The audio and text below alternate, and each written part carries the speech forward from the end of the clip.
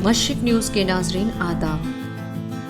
شہریت ترمیمی قانون یعنی CAA کے خلاف جس تحریک نے نہ صرف ہندوستان بلکہ پوری دنیا میں زبردست مقبولیت حاصل کی اور ملک کی سیاست کا رخ تبدیل کرنے میں نمایاں کردار ادا کرتے ہوئے حکمران جماعت کی نیند اڑا دی تھی، آج اسی شاہین باغ میں CAA کے خلاف خواتین کی سڑک پر دھرنا دینے کے معاملے میں سپریم کورٹ نے اپنا اہم اور بڑا فیصلہ سنا دیا ہے۔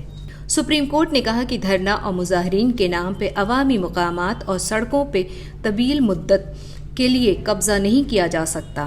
عدالت نے کہا کہ شاہین باغ جیسے احتجاجی مظاہرے ناقابل قبول ہے اور بلکہ افسرانوں کو ایسے معاملے کے خلاف خود کارروائی کرنی چاہیے۔ انتظامیہ کی طرف سے راستہ جام کرنے والے لوگوں کو ہٹا دینا چاہیے اور اس کے لیے عدالتی حکم کا انتظار نہیں کرنا چاہیے۔ جسٹس انیرودھ بوس، جسٹس او کرشن مراری پر مبنی جسٹس سنجے کرشن کول کی سربراہی والی بینچ نے کہا کہ CAA کے خلاف بڑی تعداد میں لوگ جمع ہوئے تھے، راستے کو روک کر احتجاج کرنا غلط ہے، جیسا کہ شاہین باغ احتجاج کے دوران ہوا ہے۔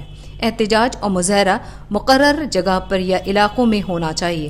عدالت نے کہا کہ آمد و رفت کا حق طویل مدت تک کے لیے روکا نہیں جا سکتا۔ بینچ نے کہا کہ عوامی احتجاج پر پابندی نہیں لگائی جا سکتی۔ آئین احتجاجی مظاہرہ کا حق دیتا ہے، لیکن اسے یکساں فرائض کے ساتھ جوڑا جانا چاہیے۔ جمہوریت اور اعتراضات ساتھ ساتھ چلتے ہیں مگر احتجاج مقررہ جگہوں پہ ہونا چاہیے۔ عدالت نے اس معاملے میں ثالثی کی کوشش ناکام ہونے کا بھی ذکر کیا ہے۔ بینچ نے کہا کہ شاہین باغ میں ثالثی کی کوشش کامیاب نہیں ہوئی، لیکن ہمیں کوئی افسوس نہیں۔ عدالت نے ایسے معاملے میں حکومت کو انتظار نہ کرنے اور عدالت کے کندھے پہ بندوق نہ رکھنے کی بھی نصیحت دی۔